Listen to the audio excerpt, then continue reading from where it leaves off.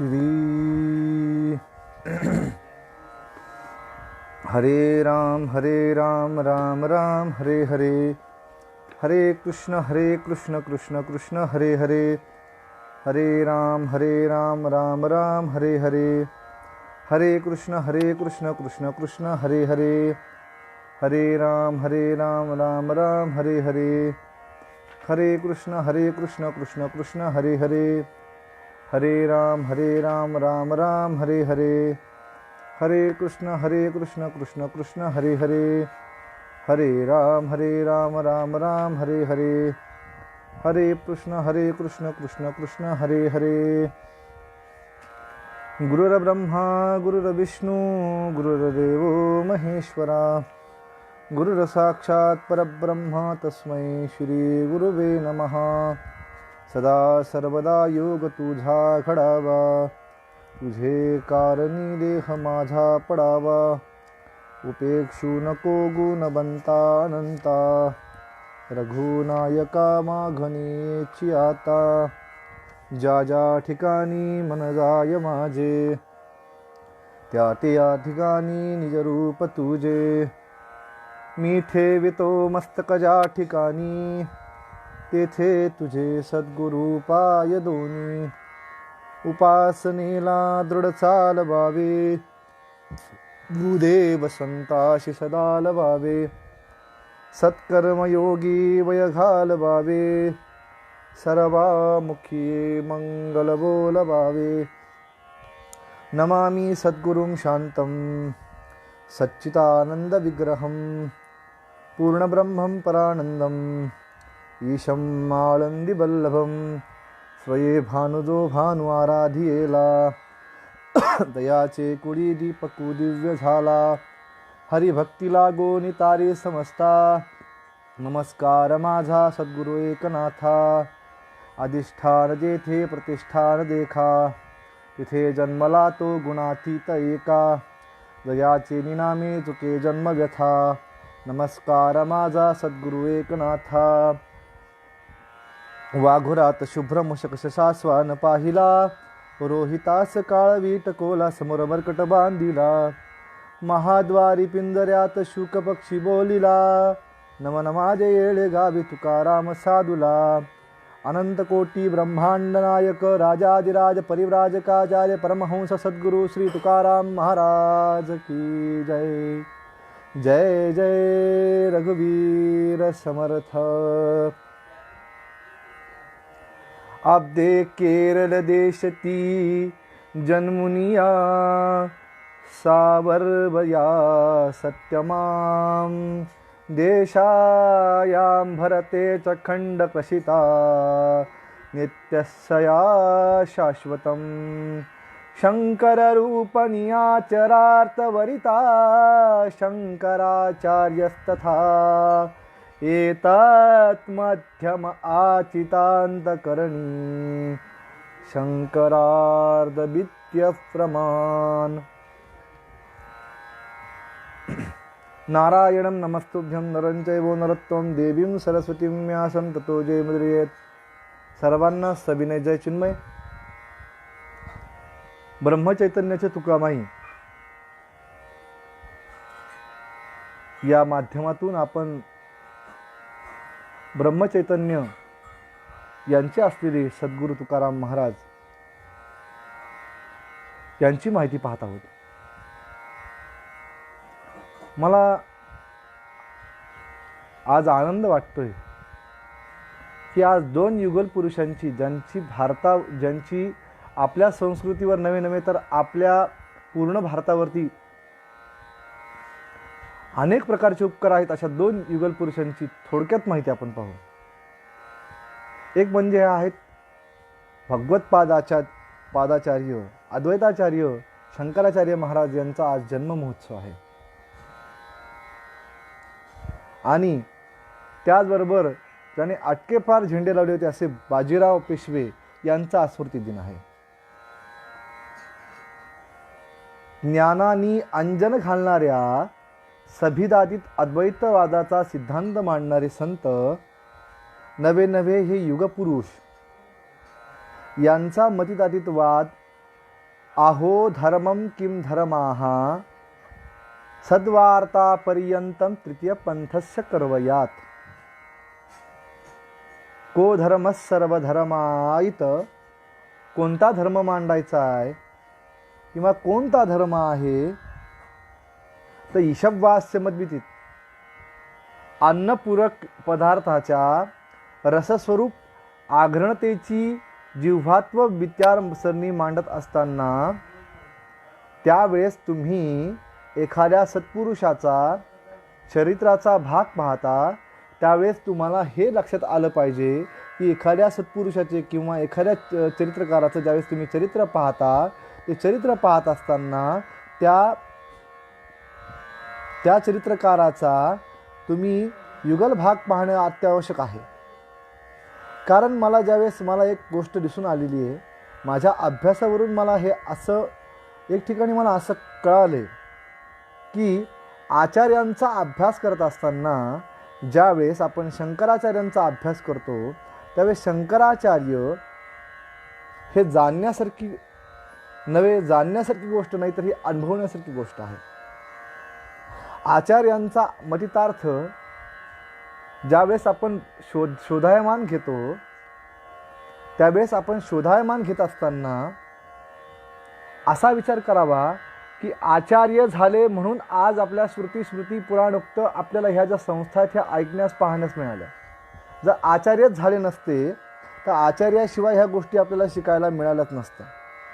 आज जे आपण अनेक संन्यासादी धर्मांचे जे अनेक आपण पाहतो, शंकर अनुशासन, मठासन, मठपरिवर्तन, मठसिद्धांत, शंकर सिद्धांत, शंकर कोमिदी ह्या ग्रंथांचं जेव्हा विवरण आपण करतो त्यावेळेस असं आपल्याला दिसतं की आचार्यांनी जे काही आपले द्वैत अद्वैतवाद मांडलेले आहेत त्या द्वैत अद्वैतवादामध्ये त्यांचा प्रधानित वाद ह्या गोष्टीशी आहे की तत्व काय आहे की सच्चित आनंद ब्रह्म हे एक तत्व आहे. मग सच्चित आनंद ब्रह्मतत्वाच्या आपण या प्रतिमेकडे जात असताना आचार्यांचा जन्म होण्याचं मागचं कारण काय की जसं मी सांगितलं की परित्राणाय साधूनां विनाशाय च दुष्कृता धर्म संस्था पनार्थाय संभवामी युगे युगे. तो काळ ज्या काळामध्ये आचार्यांचा जन्म झाला त्या काळामध्ये धर्माला इतकी ग्लानी आलेली होती, ती ग्लानी दूर होण्यासाठी शंकराचार्यांचा अवतार झाला. पण अवतार होण्यामागचं कारण काय की कुठलाही सत्पुरुष जेव्हा अवतार घेतो तेव्हा अवतार घेण्यामागचं कारण हे असतं की बहुरूपी सर्व नाना नटलेल्या या संसाररूपी परावर्त झालेल्या मनुष्याच्या जन्मामध्ये काहीतरी भगवत चिंतन, तत्वज्ञान, ब्रह्मवेष्टी अशा प्रकारचे अनुदातित गुण सर्वांमध्ये प्राप्त व्हावे. नवे नवे सच्चित स्वरूप आत्म आणि सच्चित स्वरूप ब्रह्माची व्याप्ती व्हावी. ह्या व्याप्ती होण्यासाठी पण आपल्याला आधी आपल्या तत्वनिष्ठ परमेश्वराची प्राप्ती झाल्याशिवाय किंवा तत्वनिष्ठ सद्गुरूंची प्राप्ती झाल्याशिवाय हे होत नाही. म्हणून ह्या शंकराचार्यांचा अवतार पाहत असताना या शंकराचार्यांचं महत्त्व हे आपल्या अजूनही काही लोकांना कळालेलं नाही. कारण तत्वनिष्ठता सनातन धर्माची जी आपली तत्वनिष्ठता आहे ही कुणी जर कोणाच्या ग्रंथांमुळे टिकली असेल तर साधू संतांनी तर नाथांनी सगळ्यात जास्त लिटरेचर कोणावर लिहिलं असेल तर शंकराचार्यांवर लिहिलं आहे. हस्तामलक हा जो ग्रंथ आहे त्याच्यामध्ये नाथांनी 1668 हस्तमलकावरती प्राकृत भाषेमध्ये लिहिलं आहे.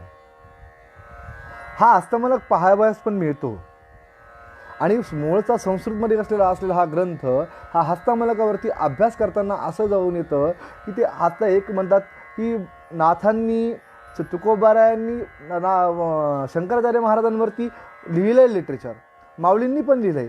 पण जेवढं नाथांनी विस्तृत प्रकारचं लिहिलं आहे तेवढं विस्तृत प्रकारचं चरित्र मला आत्तापर्यंत कोणत्या संत लिहिलं हे मला पाहण्यात माझ्या तरी अजून आलं नाही आणि असलंही मला त्याच्याबद्दल काही माझं दुमत नाही. पण प्राप्त विषयामध्ये आचार्यांचा हा विषय घेत असताना आचार्य कळले किती जणांना. असं लोक सांगतात की गौडपादाचार्य, गौडपादाचार्य होते कोण आणि शंकराचार्यांनी मठ अनुशासनमध्ये लिहिलंय काय हे मठा अनुशासनानुसार आता आपण सांगतो की की विठ्ठलपंतांचं आपल्या डोळ्यासमोर उदाहरण आहे. विठ्ठलपंतांनी संन्यास घेतला. मग कुटीचक संन्यास कसा आहे, परमहंस संन्यास कसा आहे, या संन्यासाचे प्रकार का सांगायची गरज पडली. आणि संन्यास का, की 4 वर्ण सांगितलेले आहेत धर्मामध्ये. वैश्य, ब्रह्मचार्य, वानप्रस्थ, संन्यास आणि गृहस्थी असे 4 आश्रम सांगितलेले आहेत. पण हे 4ही आश्रम आपण घेतोत का. आपण ब्रह्मचारी आश्रमात तर प्रत्येकजण असतो, वानप्रस्थ घेतो, पण गृहस्थ घेतो, पण कोणीही वानप्रस्थाला आणि ब्रह्मचारी म्हणजे संन्यास आश्रमाला जात नाही. का जात नाही, तर आपण ह्या आचार्यांसारखीच सत्पुरुष आचरणाकडे का जातात, किंवा ह्या आचार्यासारखीच सत्पुरुष आचरणाकडे होण्याचं कारण काय, की असं सांगतात की वयाच्या 8व्या वर्षी सगळे वेद पाठ झालते, वयाच्या 12व्या वर्षी सर्व पुराण पाठ झाले, आणि वयाच्या 16व्या वर्षी जगातलं असं एकही तत्त्वज्ञान नाही की त्याच्यावर त्यांनी भाष्य केलं नाही. आणि वयाच्या 32व्या वर्षी महाराजांचं महानिर्याण झालं. म्हणजे 32 वर्षाच्या वयामध्ये जसे ज्ञानोबारायांनी आपल्या वयाच्या 18व्या वर्षी पूर्ण कार्य पूर्ण केलं. पण सद्गुरूंनी सांगितल्यामुळं 21व्या वर्षी समाधी घेतली. तशा प्रकारे हे जे गौडपादाचार्यांची जी अनुदारित होते असे शंकराचार्य, या शंकराचार्यांचा मतादितवाद का आपण लक्षात घेत नाही. शंकराचार्य जोपर्यंत तुम्हाला कळणार नाही तोपर्यंत तुम्हाला कुणीच कळणार नाही. आणि आचार्य करायचे असतील तर सुंदर असं नाथांचं हस्तमलक एकदा वाचावं, की त्या हस्तमलकामधून नाथांनी आचार्यांना इतक्या साध्या आणि सोप्या भाषेमध्ये समजून सांगितलं आहे. मला असं वाटेल की एवढा सुंदर आणि साध्या भाषेमध्ये कुणी समजून सांगितलं असेल हे मला तरी अजून माझ्या पाहण्यात आलेलं नाही. असे आचार्य. मग ह्या आचार्यांचा विचार करत असताना या आचार्यांचा एक आचार्यांचा श्लोक घेऊन आपण आपल्या चरित्र भागाकडे बघू. की आचार्य म्हणतात की जीवन कशासाठी आहे, की देवाचं नामस्मरण करण्यासाठी आहे. आचार्य म्हणतात पुनरपि जननम पुनरपि मरणम पुनरपि जननी जठरे शयनम इह संसारे भवदुस्तारे कृपया पारे पाहे मुरारे भज गोविंदम भज गोविंदम भज गोपालम मूढमते. पुन्हा यायचंय, पुनरपि जननम पुनरपि मरणम. येणं जाणं, येणं जाणं हे महत्त्वाचं नाही. पुनरपि जननम पुनरपि मरणम पुनरपि जननी जठरे शयनम. आईच्या कुशीमध्ये येऊन झोपायचंय, पण इह संसारे भवदुस्तारे, या संसाराच्या सागरातून जर पार पडून जायचं असेल तर तुम्हाला एक करावं लागेल, भज गोविंदम भज गोविंदम भज गोपालम मूढमते.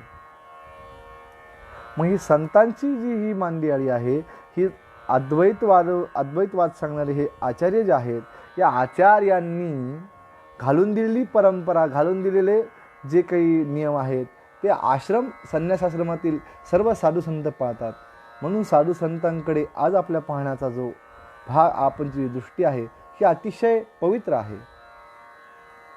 पवित्र देश पावन ते कुळ ते हरिश्चंद्राचा जन्म घेती असं म्हणतात. अशा ह्या केरळ प्रांतामध्ये या आचार्यांचा जन्म झाला आहे. आणि आचार्यांचं चरित्र भाग खूप मोठा पाहण्यासारखा आहे. पण आज त्यांची जयंती आहे म्हणून काहीतरी त्यांचं चरित्र असा भाग असा पाहावा असं वाटलं, म्हणून आचार्य थोडक्यात मांडण्याचा प्रयत्न केला. त्याच्यावरती काही अनुपादित भाग एखाद्या वेळेस आपण जरूर जाणून घेऊ की आचार्यांनी त्यांच्या आईला दिलेला उपदेश ही अभ्यास करण्यासारखी गोष्ट आहे. त्यामुळे आचार्य हे कळाल्याशिवाय आपल्याला आपली परंपरा जशी आपण कळतो ही आचार्यांचीच परंपरा आहे असं मी म्हणेन.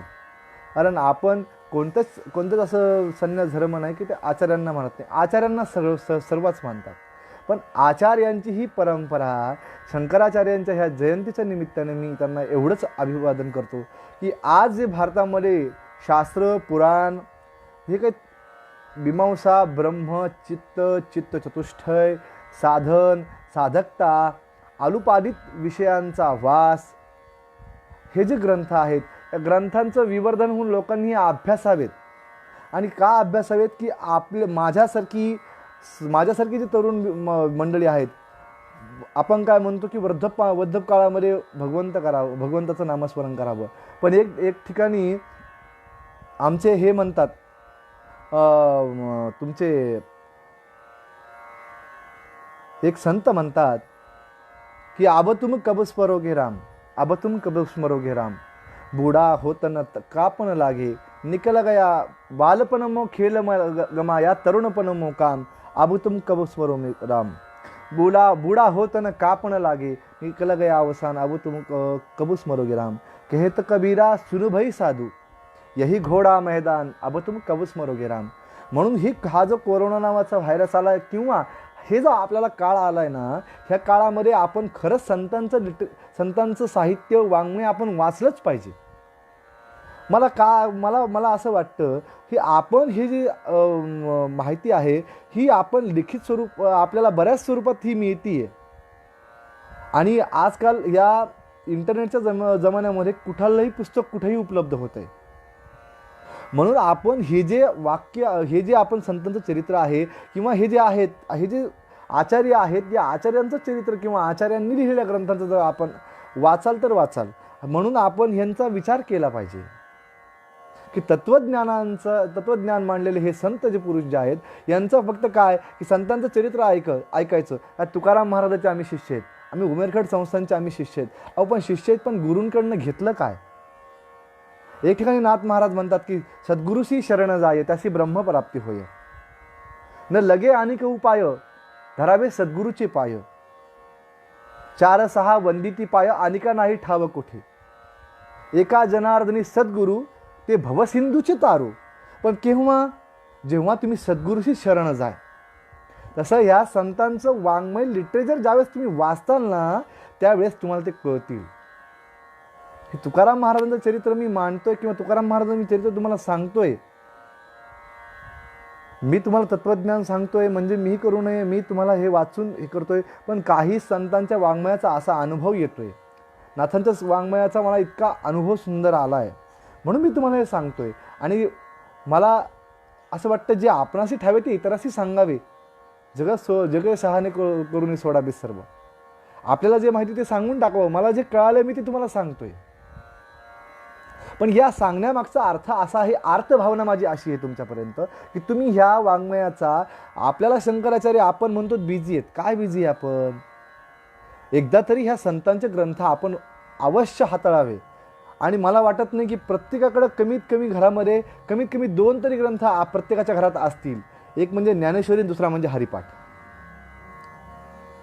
हे वाचावे तो एकदा, एक तरी ओवी अनुभवावी. असे या संतांचे चरित्र, या आचार्यांचं आज जयंतीच्या दिवशी मी असा प्रण घेतो की मी कमीत कमी आचार्यांचा ग्रंथ म्हणा किंवा एखाद्या संतांचा ग्रंथ मी रोज नित्यनेमाने वाचेल. आणि हा जो ग्रंथ आपण आज जर वाचला ना, तर आचार्यांच्या जयंतीच्या दिवशी आपण आचार्यांना खरी ही कृतज्ञता आपण अर्पण करू. पण आपण कृतज्ञता नाही, आपण कृतज्ञता अर्पण करतो. कृतज्ञ आणि कृतज्ञ कशा असतात हे सांगतो. की एक राजा होता आणि त्या राज्यामध्ये एक परमहंस होता. हंस जे असतो तो हंस, त्यांना परमहंस पद प्राप्त झालं. आणि हे परमहंस पद प्राप्त झालेलं असताना एक दिवस त्या राजाने काय विचार केला की हे जे परमहंस होते हे ब्रह्मदेवाचा यांना आशीर्वाद होता. हे परमहंस ब्रह्मदेवाकडे जावे, ब्रह्मदेवाकडून तत्वज्ञान घ्यावे, तत्वज्ञान घेऊन खाली राजाकडे यावे, राजांना तत्वज्ञान सांगावे. राजा असं अनुशासन कर. राजा राजधर्मम किम आश्रयती आश्रयः. राजधर्म असा आश्रय सांगतो. राजा नीतिशतक सांगतं, राजधर्मस्य कारणात किम कारणात वाया आदितपर्यंतम शत्रुत पितायनम.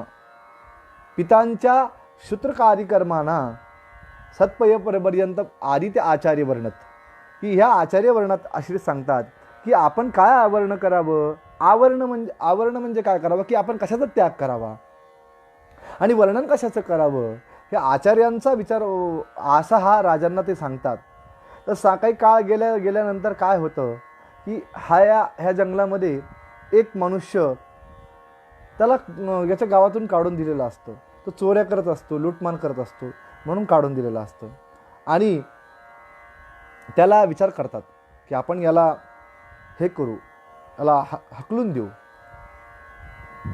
असा विचार करत असताना त्याला सोडून त्याला हकलून देतात आणि तो फिरत फिरत फिरत फिरत फिरत फिरत जे हे वन होतं, जे अरण्य होतं, ज्या अरण्यामध्ये हे हंस राहत होतात, त्या हंसांच्या अरण्यामध्ये आला.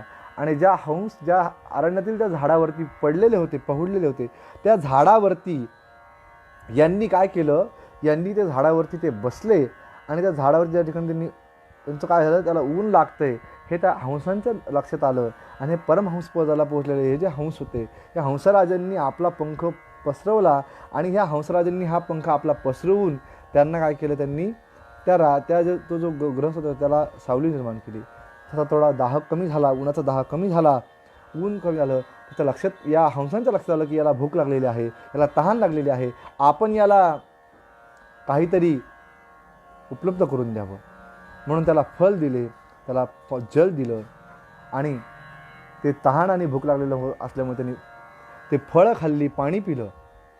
आणि हे पाणी पिल्यानंतर असा काळ काही निघून जाऊ लागला. यांनी रोज स्वर्गात जावं, ब्रह्मदेवाकडून तत्त्वज्ञान घ्यावं, खाली राजाकडे यावं आणि राजाला सांगावं. पण यांनी पाहिलं की हा जो हंस आहे, हा हंस काहीतरी जादू करतो.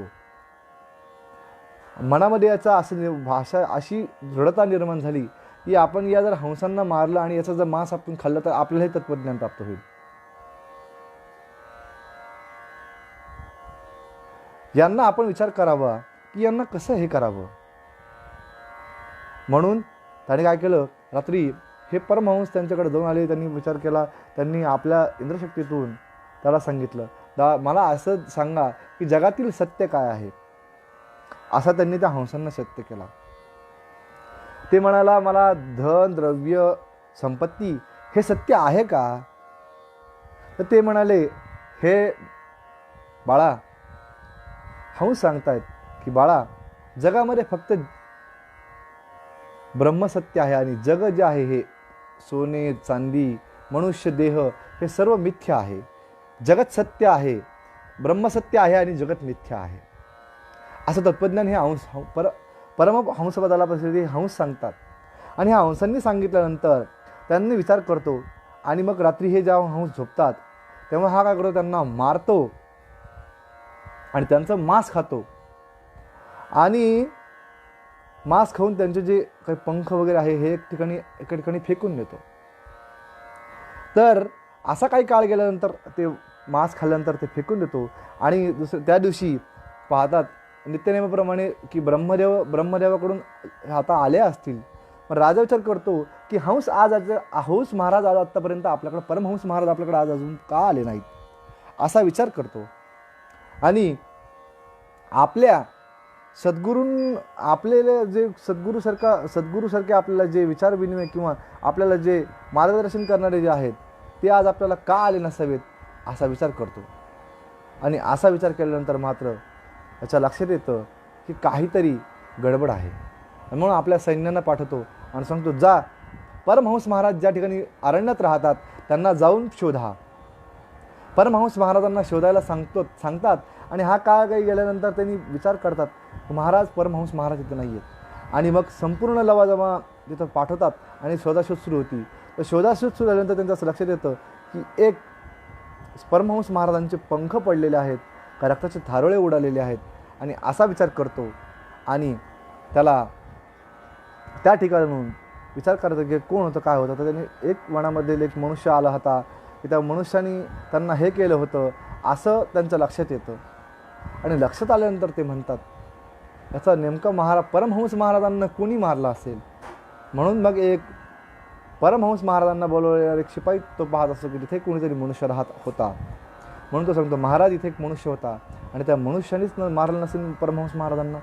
म्हणून त्याची शोधाशोध सुरू होती. आणि त्याची शोधाशोध सुरू झाल्यानंतर काय होतं महाराज, की शोधाशोध सुरू झाली. आणि आता काही काळानंतर एका अरण्यामध्ये एका ठिकाणी लपून बसलेला हा जो मनुष्य आहे, हा मनुष्य सापडतात. पण परमहंसांचं जे हे आहे, मृत्यू झालेला आहे यांच्या हाताने. म्हणून राजा सांगतो की याला मारा आणि यांना यांना जनावरा म्हणजे सिंहापुढे नेऊन टाका. त्यांना मारतात, त्याच्या शरीराचे छिन्न छिन्न भाग करतात आणि त्याला वाघापुढे नेऊन टाकतात, तर त्याला वाघही खात नाही.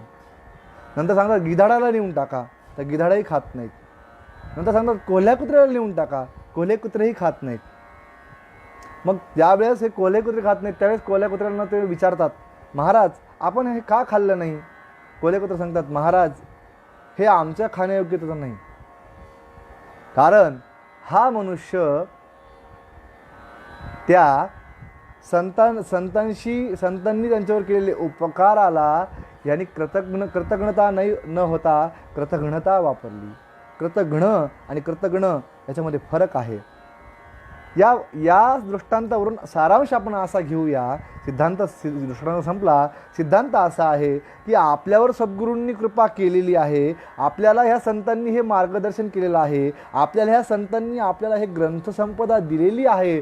पण याचं आपण वाचन मनन जर नित्यनेमाने केलं नाही तर ह्या संतांचं चरित्र आपल्याला समजेल कसं हो? एक तरी ओवी अनुभवावी कुणी शेजारच्या घरातल्यांनी. याचा अनुभवण्यासाठी आपल्याला काय करावं लागेल? तर याचा अनुभवण्यासाठी आपल्याला या संतांच्या चरित्राचा परिपाठ आपल्या आयुष्यामध्ये घ्यावा लागेल. ह्याच्याशिवाय आपल्याला होणार नाही. आणि हा कृतज्ञ झाल्यामुळे याला हे कुणी खाल्लं नाही. आणि मग त्यावेळेस ब्रह्मादिक लोकांनी सांगितलं, राजा ह्या संतांशी हा कृतज्ञ त्यांनी त्याला खाऊ पिऊ घातलं, त्याला जीवन जगवलं, पण त्याच्याशी कृतज्ञ न होता कृतज्ञ झाला. म्हणून आपण संतांशी कृतज्ञ न होता कृतज्ञ व्हावं, त्यांचे कितीही उपकार फेडण्याचा प्रयत्न करावा. आता काय हो, त्यांचे उपकार फेडता येतील? उपकार फेडता येत नाहीत, पण फेडण्याचा थोडासा प्रयत्न करावा. म्हणून आचार्यांच्या ग्रंथांचा परिपाठ होण्यासाठी आपण त्यांचे ग्रंथ जर वाचले तर आपण त्यांच्या चरित्राच्या संदर्भात नवे आपण त्यांच्या ह्या आशयातून आपण त्यांच्याशी नक्कीच कृतज्ञ होऊ असं मला वाटतं. म्हणून सर्वांची मी त्या सारासार विचाराशी कृतज्ञ होताल. माझ्या नव्हे, या संतांनी दिलेल्या सारासार विचाराशी तुम्ही कृतज्ञ होताल. कृतज्ञ होऊन तुम्ही तुमच्या आयुष्यामध्ये संत हे शंकराचार्याप्रमाणे सर्व आचार्यांच्या प्रमाणे सर्वांना आशीर्वाद मिळेल असा आचार्यांच्या जयंतीच्या दिवशी मी तुम्हाला विशद करतो. आणि आता चरित्र भागाकडे येतो. चरित्र भागापर्यंत काल आपण पाहिलं की 11-12 वर्षाचे असलेले तुकाराम महाराज, या तुकाराम महाराजांना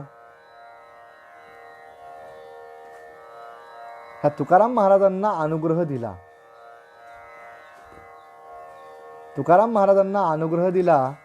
पण या तुकाराम महाराजांना ज्यांनी अनुग्रह दिला त्या चिन्मयाची परंपरा कोणती आहे हे आपण थोडक्यात जाणून घेऊ.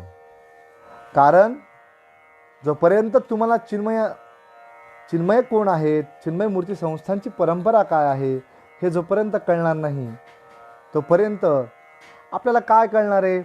सर्व म्हणतात अथादी ब्रह्मानंदम परमसुखदम केवलम ज्ञानमूर्तीम द्वंद्वातीतम गगनसदृशम तत्त्वमस्यादि लक्षणम एकम नित्यम विमलवचलम सर्वदी साक्षीभूतम भावातीतम त्रिगुणरहितम सद्गुरुम तन्नमामि. पण ही परंपरा सुरू कुठून झाली? तर अथादी आदिनाथस्य मीनगोरक्षमेव च मुक्तावटेश्वरश्चैव चक्रपाणिर्तस्मिता. आदिनाथ. आता इथं आदिनाथ दोन प्रकारचे आदिनाथ संभावित कथनामध्ये आलेले आहेत. आदिनाथ म्हणजे दत्तात्रय आणि आदिनाथ म्हणजे शंकर.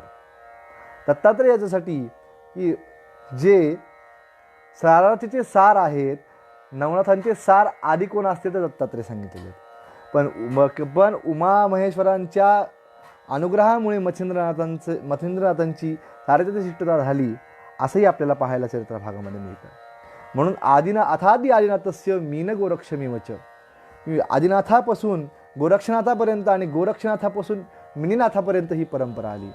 मिनीनाथापासून कुठं परंपरा आली तर गोरक्षनाथापासून निवृत्तीनाथ, ज्ञानदेव, सोपान काका आणि मुक्ताबाई इथपर्यंत परंपरा आली. ही मुक्तावटेश्वरश्चैव चक्रपाणिर्तस्मिता. आज कोथळी नावाचं जे गाव आहे, ज्याला आपण इदिलाबाद म्हणतो, त्याला मुक्ताईनगर म्हणतात तुम्ही, इथपर्यंत ही परंपरा आली. मुक्ताबाईपासून 5 किलोमीटर अंतरावरती वटेश्वराची समाधी आहे. मुक्तावटेश्वरश्चैव चक्रपाणिरे तस्मिता विमला चांगदेवस्य. विमला चांगदेवस्य, चांगदेव महाराजांची जी समाधी आहे ती पुणतांब्याला आहे. या पुणतांब्याच्या दिवशी चांगदेवांचे म्हणजे चांगदेव कोरा राहिला. मुक्ताबाईंना पत्र काय लिहावं हे त्यांना मिळालं नाही आणि त्यांना मुक्ताबाईपासून अनुग्रह यांनी चांगदेव पासष्ट लिहिली. असे चांगदेव महाराज यांची समाधी पुणतांब्यामध्ये आहे. श्रीरामपूर जवळपासून 40 ते 45 किलोमीटरला पुणतांबे नावाचं गाव आहे. या पुणतांबे नावाच्या गावामध्ये या चांगदेवांची समाधी आहे. ज्यांना विमला चांगदेवस्य जनार्दनस्य नरहरी हृदयानंद विश्वेभ्यो केशवराज महामुनी बोपय्या हरिदासस्य तस्य सुतस्य काणया. त्याच्यानंतर हृदयानंद केशवराज महामुनी नावाचे झाले. त्याच्यानंतर बोपय्या झाले, नंतर कान्हया झाले, नंतर सदानंद झाले, नंतर कृष्णसूत झाले, नंतर श्यामसुंदर झाले, प्रल्हाद झाले. आणि नागया जे आहेत ते नागया योगीन जे आहेत ते एकनाथ नाना महाराजांचे गुरु आहेत. या एकनाथ नाना महाराज जे आहेत त्यांना ते आपल्या कोथळा नावाचं गाव आहे.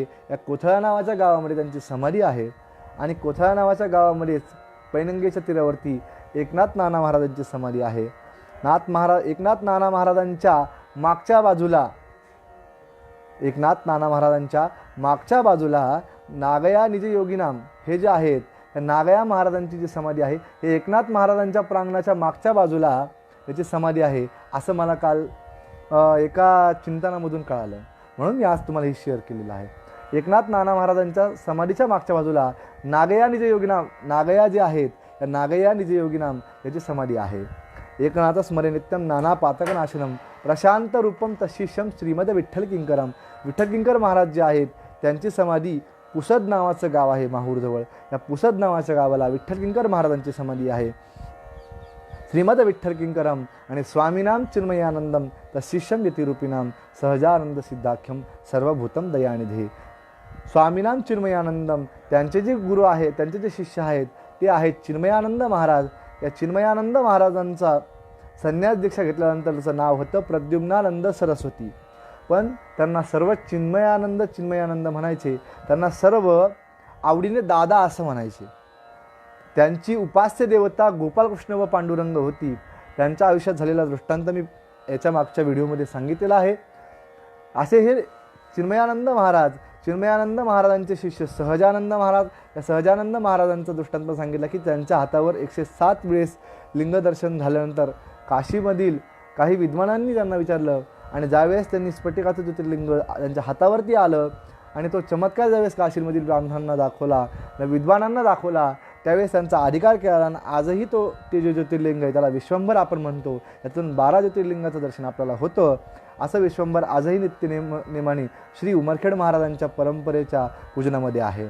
आज हे सहजानंद महाराजानंतर आपण आज जी माहिती पाहत आहोत त्यांच्यानंतर सहजानंद महाराजानंतर तुकाराम महाराजांना अनुग्रह मिळाला आणि पूर्णानंद महाराजांना अनुग्रह मिळाला. असे चिन्मयानंद जे 3 शिष्य झाले. अशी आपण ही आख्यायिका तुकाराम महाराजांची आख्यायिका मी तुकाराम महाराजांचा सारांश रूपाने मी तुम्हाला त्यांच्या परंपरा सांगितल्या. कालच्या त्या घाटावरती आता तुकाराम महाराजांना अनुग्रह मिळाल्यामुळं ब्रह्मसायुज्यपद प्राप्त झालं. तुकाराम महाराजांना अनुग्रह झाला. अनुग्रह घेतल्यानंतर काय होतं आणि अनुग्रह का घ्यायचा असतो? अनुग्रह घेत असताना अनुग्रहाला एक विशिष्ट प्रकारचं नाव आहे. अनुग्रह घेतो त्या मंत्राला काय म्हणतो आपण? त्याला म्हणतो आपण तारक मंत्र. पण तारक कुठून तारायचं आहे? या बहुरूपी संसारातून सद्गुरू नावाच्या नावेत बसून आपल्याला या संसाराच्या पहिलं सागरावरून किनाऱ्यावर आणणारा जो मंत्र आहे त्यास तारक मंत्र असं म्हणतात. म्हणून हा जो तारक मंत्र आहे हा तारक मंत्र सर्वांना आपण विश्रुत केलेला आहे. पण तारक मंत्र दिल्यानंतर आता पहिलेच वैराग्यशील असणारे तुकाराम महाराज यांचं आता हे जे जीवन होतं हे अतिशय उग्र तपश्चर्येचं झालेलं होतं. म्हणजे महाराज आता ध्यानस्थ बसावेत, त्यांचा आनंदात त्यांनी सगळं हे करावं असे हे महाराज ज्यावेळेस काही काळ गेला तर पूर्व भाग पाहत असताना महाराजांना येळेगाव सोडण्याचं, महाराजांना सुकळी सोडण्याचं कारण काय झालं? कारण महाराजांच्या वयाच्या 2 वर्षापूर्वी त्यांची मातोश्री जात राहिला. महाराजांची मुंज झाली आणि मुंज झाल्यानंतर महाराजांचे वडील पण गेले. आणि महाराजांचे वडील गेल्यानंतर महाराज विदेही सैरभैर फिरत होते. महाराजांचे वडील गेल्यानंतर वडील गेल्यानंतर काही काळातच सुकळी नावाचं गाव सोडलं आणि त्याच्यानंतर महाराज परत कधीच सुकळीला गेले नाही. त्यानंतर महाराजांनी येळेगावला कायमचा मुक्काम केला. म्हणून हे जे महाराजांचं चरित्र आपण ऐकतोय किंवा वाचतोय, या चरित्र भागामधून आपल्याला काय पाहायला मिळतं की हे जे सत्पुरुष आहेत, कुठल्याही सत्पुरुषांच्या आयुष्यामध्ये पहा तुम्ही, नाथांचा आपण आयुष्याचा भाग पाहतो. नाथांचे मुळीचा मी एका लागलोसे मुळी आहे वंशावळी आजा आजी. नाथ महाराज जन्मले आणि असे आई वडील गेले, म्हणजे काही काळातच गेले. मग हे संतांना तुम्ही विचार करा, वैराग्ययुक्त जीवन आहे यांचं. संतांना सर्व भेटूनही म्हणजे हे संत काय वैरागी मार्गदर्शन करतात? काय एवढं त्यांना दुःख प्राप्त होतात? जडजीवाच्या उद्धारणासाठी येतात म्हणून त्यांना समाज त्रास देतो, हे काही कमी नसतं. पण तरीही समाजाद्रित करत असताना या संतांचा विचार का करत नसावेत ते? म्हणून हा जो विचार प्रतिपाद्य विषयामध्ये मांडताना हे जे तुकाराम महाराज होते, या तुकाराम महाराजांच्या जीवनामध्ये त्यांच्या ज्या मातोश्री होत्या, या मातोश्री गेल्या, त्याच्यानंतर त्यांचे वडीलही जात राहिले आणि गेल्यानंतर त्यांनी विचार करा,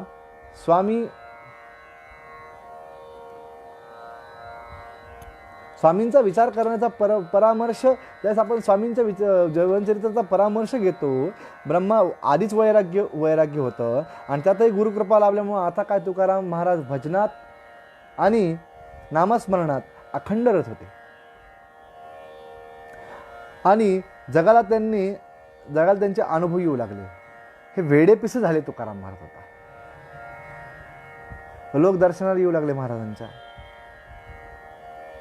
अनेक प्रकारचे अनुभव येऊ लागले. तुकाराम महाराज आपणास 4 शब्द बोलावेत असं लोकांना वाटू लागलं. परंतु महाराज लोकांना कोणाला शिव्या देत, कोणाला दगड मारत असे, कोणाच्या पाठीमागं लागत असे. कारण तुकाराम आणि ह्या सद्गुरूंनी तुकारामांनी मारलं तरी कोणाला राग येत नसे. लोकांना वाटत की आपल्याला महाराजांनी मारावं, कल्याण होईल आपलं. पण कल्याण होईल हे समजले, इतके तत्वपुरुष होते, ते लोकांना समजले, लोकांपर्यंत गेले. संतांचं आयुष्य सोपं नाहीये. हे तुकाराम महाराज नित्यनिमित्ती असे काय करू लागले. असा काही काळ गेल्यानंतर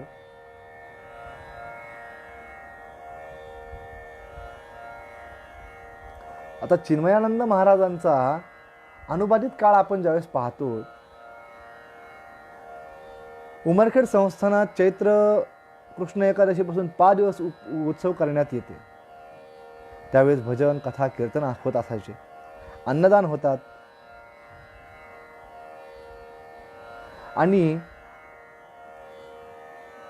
तुकाराम महाराजांना असं वाटलं की आता आपण आपल्या गुरूंच्या दर्शनासाठी जावं. चरित्र भाग पाहत असताना चरित्रांचा विचार करायला पाहिजे. आणि आता तुकाराम महाराज सैरभैर होऊन फिरू लागले.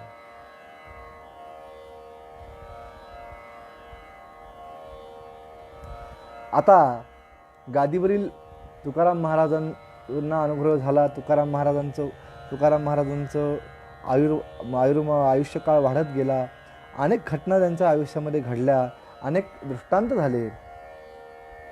पण हे तुकाराम महाराजांनी दिलेले काही अनुभव सर्वाश्रुत आहेत. हे अनुभव ज्यावेळेस आपण ऐकतो किंवा पाहतो, या ज्ञानरूपी चक्षुर इंद्रियांनी ज्यावेळेस संतांचं महात्म्य आपल्याला जाणण्यासाठी विचार करतो, संत का बरं आपल्यावरती एवढी कृपा करत असतील, आणि संतांचं तुकाराम महाराजांना जाणून घेण्याचं कारण काय. कारण कायाभूत संतांची जी चरित्र आहेत, ही कायाभूत संतांची चरित्र आपल्याला अनेक प्रकारचे कार्यान्वित करतात. आणि ही नाथांची सांप्रदायिक शीर आलेली ही, त्यामुळे हो वैराग्यरूप असणं काही अवघड नाही आहे. त्यामुळे या संतांचं हे करत असताना एक दिवस त्यांचं असं मनात आलं की आता आपण आपल्या गुरूंना भेटायला जावं.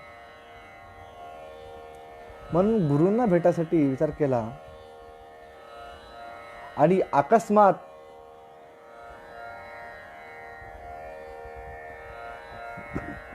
काही काळ गेला आणि तुकाराम महाराज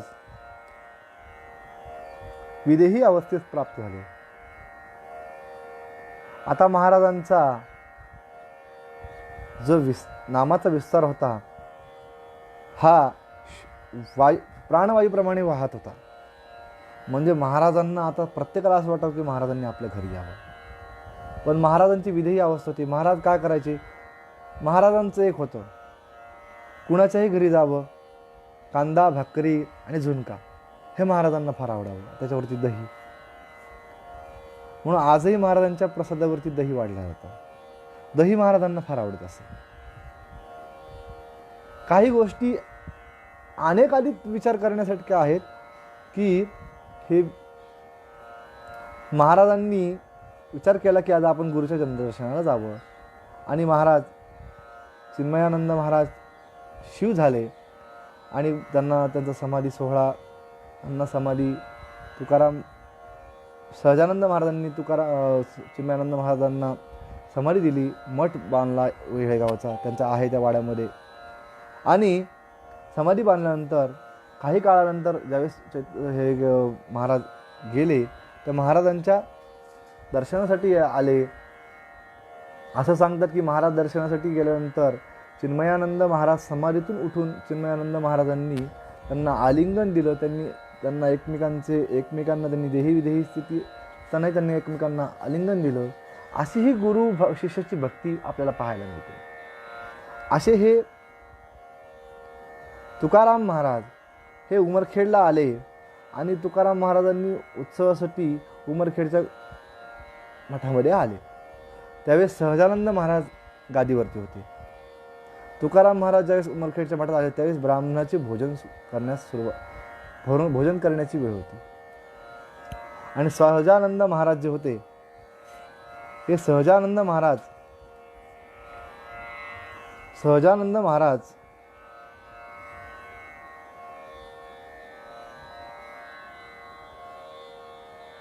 ज्यावेळेस समोरच उभे होते, ब्राह्मणाचे लक्ष तुकाराम महाराजकडे जाताच त्यांना असं वाटलं हा पंक्तीत येईल, हा भ्रष्टाचार करील, म्हणजे हा कुणाच्याही घरी खातो, त्याला काही सोवळं नाही बोवळं नाही.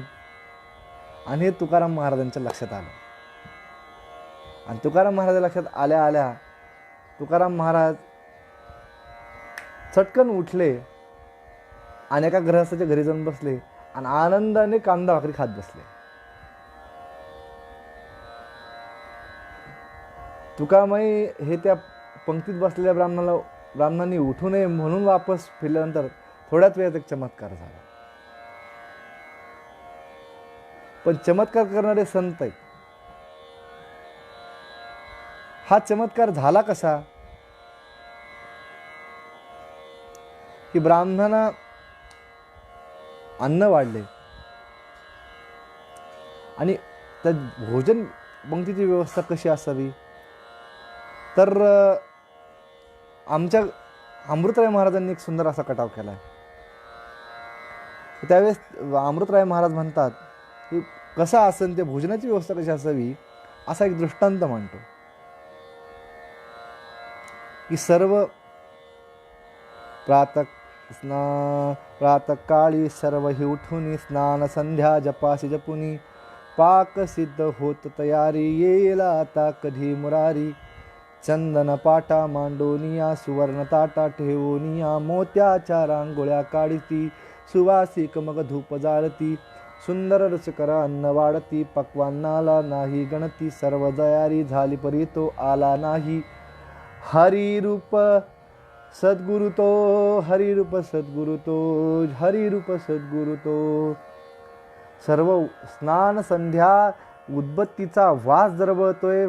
पाठ बसायला पाठ, टेकायला पाठ, ताटाखाली पाठ, चांदीचं ताट, ह्याच्यावरती डाळिंब कलरचं वरण, अशा प्रकारचा अन्नाचा घमघमाट, 5 पंचपक्वान्न वाढलेले त्या ताटामध्ये, आणि अशी पंगत पूर्ण बसली. पण जर ईश्वरच जेवणाला आला नाही, त्याच्या पंक्तीला महत्त्व आहे का? नाही. असे संतरूप हे महाराज जे आहेत, ह्यांनी हे कसं घडलं हे कुणाच्या लक्षातच आलं नाही. आणि थोड्याच वेळात एक चमत्कार झाला. सर्व वाढलेल्या पत्रावरती अन्नाऐवजी आता आळ्या, कृमी आणि कीटक असे दिसू लागले. जसं गजानन महाराजांचा एक दृष्टांत आहे की गजानन चिंचळवून पाहिजे होतं म्हणून दिलं नव्हतं, त्याच्यामध्ये आळ्या पडल्या. गुरुचरित्रामध्ये सुद्धा एक कथा आलेली आहे, त्याच्यामध्ये सुद्धा त्यांना काहीतरी वरवंडीचा काहीतरी कान्हाला मागितला, तो दिला नव्हता. म्हणजे ह्या चरित्राचं दृष्टांताचं कारण असं आहे. हे दृष्टांत का असतात? सिद्धांत असा आहे की आपण आपल्या शरीराला लावून दिलेले धर्म, आचरण, नीतिमत्ता पाळतो, पण हे संत विदेही स्थितीचे असतात. आपण या चरमाला पावडरला, आपण याला खूप जपतो त्या शरीराला. त्याला नाना प्रकारचे आभूषण, नाना प्रकारचे वस्त्र, नाना प्रकारच्या क्रिया आपल्या शरीरावरती आपण करतो. एक संस्कृतमध्ये श्लोक आलेला आहे की ज्यावेळेस यत्वगस्तिगतम पापम देह तिष्ठती मामकेत, मामकात प्राशनात पंचगव्य, असा काहीतरी श्लोक आलेला आहे. यत्वगस्तिगतम पापम देह तिष्ठती मामकात पंचगव्यस्य दियत अग्निरिव इंधनम. यत्व गस्तिगतम पापम, यत्व गस्ती, यत्व म्हणजे शरीरावरचं बाह्य रूपातलं, यत्व गस्ती हाडाच्या आतमधलं, गतम पापम देह तिष्ठती मामकेत प्राशनात पंचगव्यस्य, 5 प्रकारच्या गायीच्या अंशात मधून जे तयार होतं त्याला पंचगव्य म्हणतात. 5 प्रकार कोणते येते की दूध, दही, तूप, शेण आणि गोमूत्र, हे 5 प्रकार एकत्र करून ते पंचगव्य होतं. आणि पंचगव्य पिल्याने काय होतं की शरीराच्या आतमधलं जे पाप आहे ते जातं, आणि शरीराच्या आत बाह्य रूपातलं पाप, पण मनामधलं पाप जायचं असेल तर भगवंताची, संतांच्या चरणाची, भगवंतातले मनातील षड्रिप जायचे असतील, मनातील भगवंत प्रसन्न करून घ्यायचं असेल तर संतांचं हे चरित्र आपण लक्षात घेतलं पाहिजे. असं हे तुकारामांचं चरित्र, तुकारामांच्या ह्या चरित्रामध्ये आपण पाहिलं की दृष्टांत रूपी त्यांनी हा दृष्टांत घडवला. याच्यामागे काय की हे जे ब्राह्मण होते हे खूप कर्मठपणा आला होता ह्या ब्राह्मणांच्या कर्मामध्ये. म्हणजे कर्मठपणा म्हणजे काय की सत्पुरुषांना सुद्धा ते मानायला तयार नव्हते. म्हणजे तुकाराम महाराज खात आहेत त्याच्या घरी, किंवा तुकाराम महाराजांनी त्या आश्रित ज्या काही अनुचरित त्या आश्रमामध्ये जन्माला आलेला असेल त्या आश्रमात त्या व्यक्तीकडे अन्न खाल्लं, पण त्याच्या मनाभूत असलेला जो परमेश्वर आहे, त्याची त्यांच्यावर असलेली दृढ निश्चिता आहे, त्याची त्यांच्यावरती असलेली दृढ भावना आहे, या भावनेने त्यांनी ते खाल्लं. पण लोकांना त्यांचा अधिकारच कळाला नव्हता. म्हणून हे ब्राह्मणांना अधिकार कळण्यासाठी त्यांनी विचार केला. पण ज्यावेळेस हे सगळं झालं त्यावेळेस हे मंडळी आश्चर्यचकित करू लागले, सर्व कुजबूज करू लागले. अरे काय झालंय नेमकं? कुणालाच काही कळलं नसं झालं की कशामुळे व्हायलंय हे, काय झालंय. पण गोचर स्वामी तिथे उभे होते, आणि गोचर स्वामी म्हणजे सिद्धपुरुषच की ज्यांना साक्षात विश्वेश्वर प्रसन्न होते. गोचर स्वामींच्या लक्षात आलं की आसपास कुठेतरी आमचे गुरुबंधू आहेत, आणि त्यांच्याशिवाय हा पराक्रम कोणीही करू शकत नाही.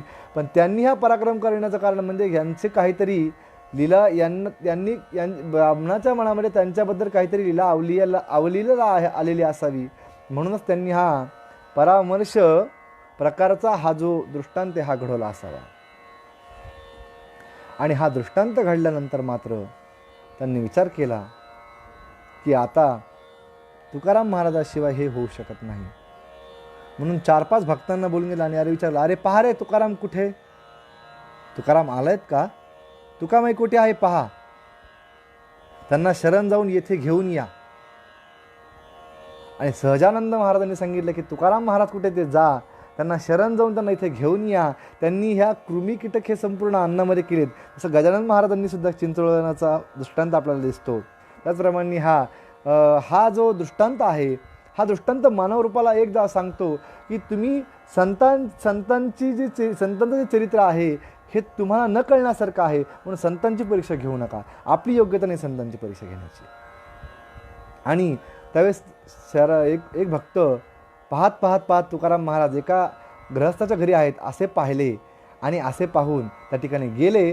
त्या ठिकाणी गेल्यानंतर त्यांनी विचार केला की तुकाराम महाराज पाहिलं तर तुकाराम महाराजांना त्या गृहस्थाकडून एक शिळी भाकरी घेतलेली आहे, हातामध्ये कांदा घेतलेला आहे, त्याच्यावरती झुणका घेतलेला आहे आणि तुकाराम महाराज मिटक्यावरून खात बसलेले आहेत. तुकाराम महाराज खातायत आणि यावेळेस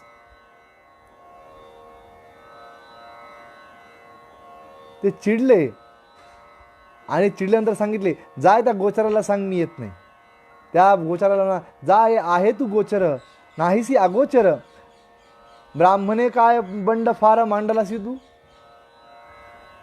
अरे गोचरा, हा अधिकार गादीवर बसलेल्या पुरुषाला बोलण्याचा अधिकार आहे. कारण दोघंही जरी महाराज गादीवर बसले असले तरी दोघंही विचारांनी जर विचार केला तर दोघंही गुरुबंधू आहेत. आणि गुरुबंधू असल्यामुळे दोघांमध्ये कुठल्याही प्रकारचा भेद नाहीये. पण ब्राह्मणा कर्वे हे सांगितल्यानंतर, ह्या शिष्य कर्वे हे सांगितल्यानंतर महाराजांना सांगितलं की महाराज तुकाराम महाराज एका माण्याच्या घरी बसलेत आणि ते महाराज भाकरी आणि कांदा खात आहेत. आणि मग आता मात्र त्यांना कळालं की ब्राह्मण पाठवल्याशिवाय का आता तुकाराम महाराज येणार नाही. म्हणून सर्व ब्राह्मणाला त्या ठिकाणी पाठवलं. ब्राह्मणांनी पुन्हा नमस्कार केला. सांगितलं, महाराज आमची अपराध क्षमा करा. आणि आता त्या ब्राह्मणाला ब्रह्मजानेती ब्राह्मण, त्यांना आता तुकाराम महाराजांचे त्या अंशरूपी अवतारामध्ये ब्रह्म दिसू लागलं. ब्रह्मजानेती ब्राह्मण. आणि असा काही काय गेला आणि त्यांना सांगितलं, मी आचारहीन आहे, मला सोळं काही माहीत नाही. माझ्या गळ्यात काही रुंडमाळा, माझ्या गळ्यात काही रुद्राक्षाच्या माळा नाहीत, मी अंगाला काही भस्म फासत नाही. अरे ब्राह्मण हो, तुम्ही गळ्यामध्ये माळा घालतात, कपाळाला त्रिपुंड भस्म जोडतात, पण तुमच्या मनामध्ये शुद्धता नाहीये. तुमचं मनच अजून शुद्ध झालेलं नाहीये. आणि हा शृंगार काय कामाचा, वरवरचा शृंगार तुमचा काय कामाचा, असे म्हणून तुकामाई त्यांना परामर्श करू लागले. आणि सर्व तुमचे मन शुद्ध झाले पाहिजे, नाहीतर कारल्याला तुपात घोळले काय आणि साखरेत घोळले काय, कारले कडू ते कडूच, त्याचा काहीच उपयोग नाही. असं ज्यावेळेस त्यांनी सांगायला सुरू केलं तेव्हा तुम्ही व्यर्थ कर्माभिमान बाळगतायत, तो आधी सोडून द्या. जरी गोचरांनी बोलवले असले तरी मी येणार नाही. जे भक्तांनी त्यांची विनवणी करून थकले, शेवटी निराश होऊन परत आले आणि गोचर स्वामींना सर्व वृत्तांत सांगितलं. पण सहजानंदांना माहिती आहे की तुका माई आहे. माई म्हणजे आई हो, तिला तुका माईच म्हणतात. आणि आई कधी आपल्या लेकरावरती जास्त राग धरू शकेल का? आणि ह्या तुकामाईची क्षमा, आणि परत सर्व शिष्यांना सांगितलं तुम्ही परत जा आणि आता महाराजांना क्षमा मागा. आता महाराज नक्की येतील. आणि मनात तुकाराम महाराजांना सहजानंद महाराजांचं सांगितलं, महाराज आता या. आणि गुरु गादीवर असल्यामुळं सहजानंदांचा अधिकारही मोठा होता आणि तुकारामही तेवढे अधिकारी पुरुष होते. त्यामुळं आता तुकाराम महाराज आले आणि भक्तांनी श्री तुकाराम महाराजांना जाऊन शरण आले आणि त्या चुकीबद्दल पुन्हा पुढे नमस्कार केला. महाराज, आता तरी आमचा क्षमा करा. अरे महाराज, आज अन्नदान झालेलं आहे, ब्राह्मण उपाशी जातील. अन्न हे पूर्ण ब्रह्म आहे, आपणच सांगता. आणि जर ह्या अन्नाचा नाश झाला तर भगवंत आपल्याला रुष्ट नाही होणार का? असं म्हणून त्या भक्त मेळ्यांना पाहून पुन्हा पुन्हा नमस्कार केला. त्यांनी शरणागती पत्करल्यामुळं तुकामाईचं हृदय गदगद झालं. आणि तुकामाई आईच ती सर्वांची, माझीही आई आणि तुमच्याही असणारी ही तुकामाई. तुकामाईचं हृदय गदगद झालं. आणि तुकामाईंनी असा विचार केला,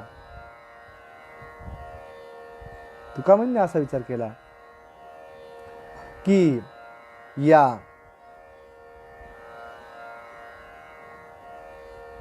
संत माऊली माझी तू, असं या तुकाराम महाराजांनी गदगद होऊन विचार केला. आणि तुकाराम महाराजांचं हृदय हे पाणावलं. आणि तुकाराम महाराज, बर येतो मी आता, चला. असे म्हणून तुकाराम महाराज निघून गोचर स्वामींसमोर आले. दोघांची दृष्टादृष्टी झाली. तुकाराम महाराजांनी आणि गोचर स्वामींनी स्मित हास्य केलं एकमेकाकडे पाहून. आणि मनोमधी हास्य करून आपल्या सद्गुरूंच्या समाधीकडे गेले. सद्गुरूंची मानसपूजा केली. मानसपूजा केल्यानंतर पत्रम पुष्पम फलम तुझ्यम योमी भक्त्या प्रयच्छती. सद्गुरूंना पत्र नाही वाहिलं, सद्गुरूंना फूल नाही वाहिलं, पण फक्त सद्गुरूंना काय वाहिलं? सद्गुरूंना भक्तियुक्त अंतःकरणाने तुकाराम महाराज तल्लीन झाले. सर्व भक्तांनी त्यांची मानसपूजा पाहिली.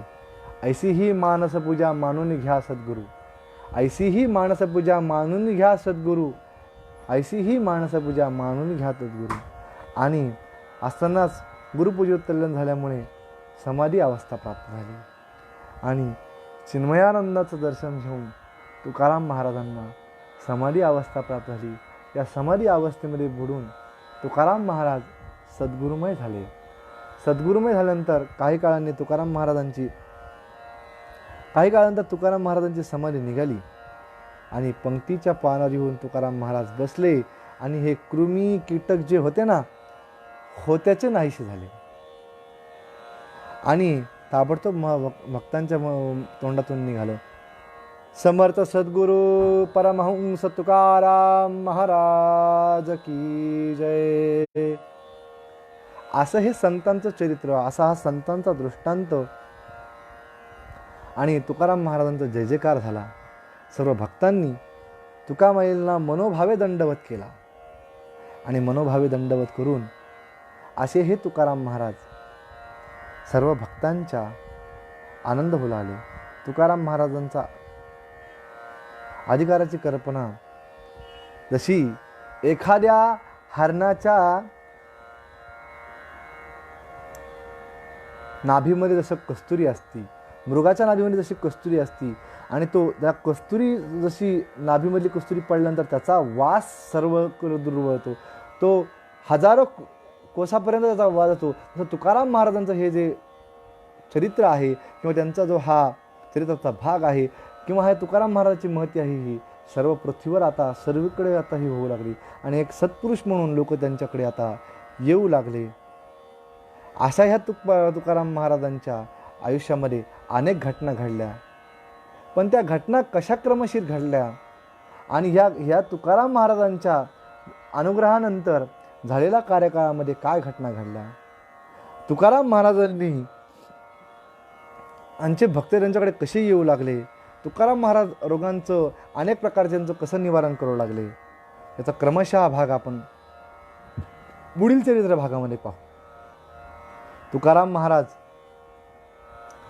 हेच, या तुकाराम महाराजांच्या चरित्रातून मी हे एवढंच मागतो की या संतांचं चरित्र, या आचार्यांचं चरित्र, ही जी दिव्य परंपरा माझ्या सद्गुरूंची आहे, उमरखेड मठाची आहे,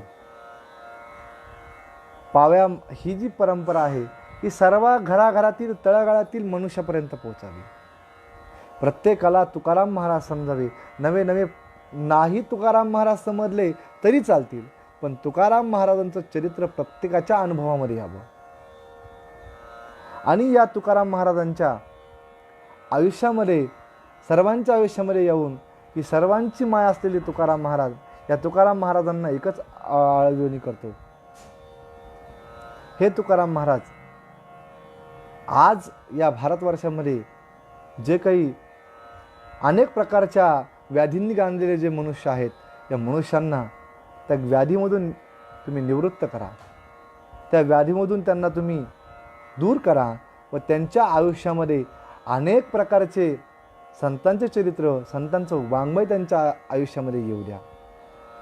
आणि जसा तुम्ही साखरेचा प्रसाद वाटून सर्वांना व्याधीमुक्त केलं, तसा तुमच्या चरित्राचा प्रसाद घेऊन सर्व व्याधीमुक्त व्हावेत, संसारातून मुक्त होऊन मुक्त मुमुक्ष स्थितीला पोहोचावेत, हे तुमच्या चरित्राची मागणी करतो.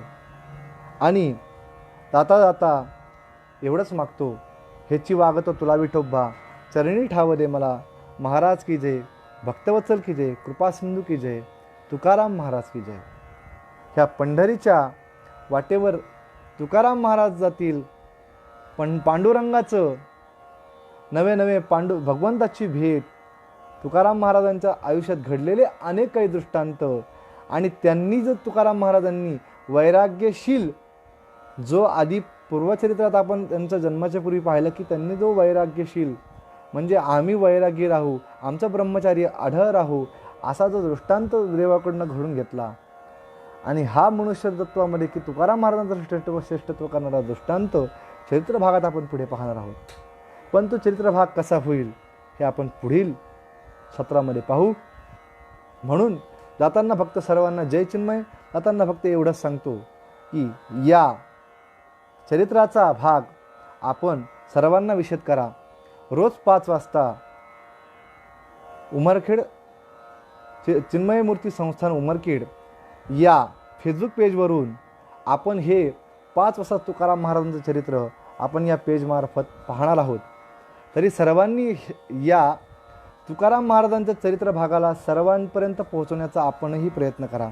तसे मी आणि ह्या पेजमार्फत आणखीन बरेच जण, आम्ही सर्व जण हे या तुकाराम महाराजांच्या चरित्राचा भाग सर्वांपर्यंत पोहोचत आहोत. तसं आपणही हे तुकाराम महाराजांचं चरित्र सर्व तळागाळातील माणसापर्यंत पोहोचावं आणि सर्व तळागाळातील माणसांना तुकाराम महाराज समजावे आणि त्यासोबत ब्रह्मचैतन्य महाराज समजावे, अशी मी ईश्वरचरणी प्रार्थना करतो. आणि या फेसबुक लाईव्ह पेजवरून सर्वांनी याला शेअर, आणि याला जर कोणाला अजून हे पेजपर्यंत पोहोचलं तर पेजपर्यंत पोहोचा, आणि याच्यावरून महाराजांच्या बरेच काही गोष्टींची माहिती आपल्याला मिळेल, अशी मी सद्भावना व्यक्त करतो. या पेजबद्दलही सद्भावना व्यक्त करतो. आपण सर्व गुण आश्रितांच्या अनेक मार्गदर्शन, मला रोजच्या रोज मला संपर्कात काही बऱ्याच मंडळी आहेत की त्यांनी तुकाराम महाराजांवर अभ्यास केला, त्यांच्याकडून अनेक प्रकारची माहिती माझ्यापर्यंत पोहोचती, ती मी सर्वांपर्यंत विशद करण्याचा प्रयत्न करतोय. उद्या आणखीन महाराजांनी केलेल्या लीलेचा आपण भाग पाहू. आणि जाता जाता फक्त महाराजांच्या श्लोकांनी या आजच्या फेसबुक लाईव्हची सांगता करतो. तरुणी आली दर्शनास तिचा हात धरिला, जाऊन तिच्या मंचकावर स्वस्त असे निजला. जन येती पाहती डोळा तिचा बाळ जाहला, नमन माझे येळ गावी तुकाराम साधूला. नमन माझे येळ गावी तुकाराम साधूला. नमन माझे येळ गावी तुकाराम साधूला. चिन्मयानंद महाराज की जय, तुकाराम महाराज की जय, वामनानंद महाराज की जय. अवधूत चिंतन श्री गुरुदेव रत्न गोपाल कृष्ण भगवान की जय. नमः पार्वती पतये, हर हर महादेव. जगद्गुरु शंकराचार्य महाराज की जय. राजाधिराज रामचंद्र भगवान की जय. सर्वांना जय तुकामाई, जय चिन्मय, जय हरी. नमस्कार.